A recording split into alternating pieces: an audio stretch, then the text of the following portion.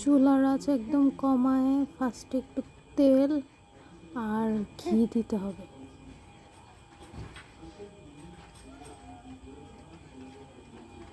চুলার আঁচ একদম কমে রাখতে হবে।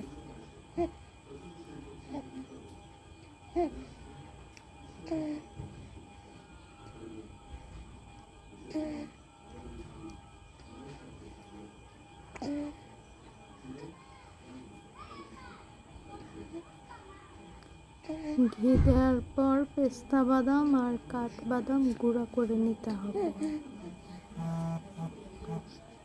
এরপর এলাচ 5টা, লবঙ্গ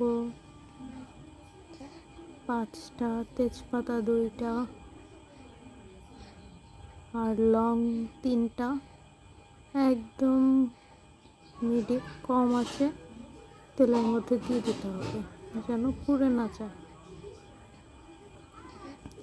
মশলাগুলো একটু ভাজা হয়ে গেলে ভাজা পর্যন্ত ওয়েট করব।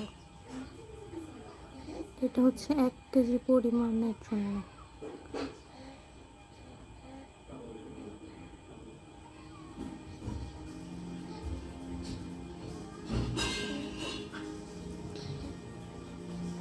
এগুলো ভাজা হয়ে গেলে বাদামের যে একটু লবণ দিতে হবে স্বাদ করার জন্য, একটু লবণ।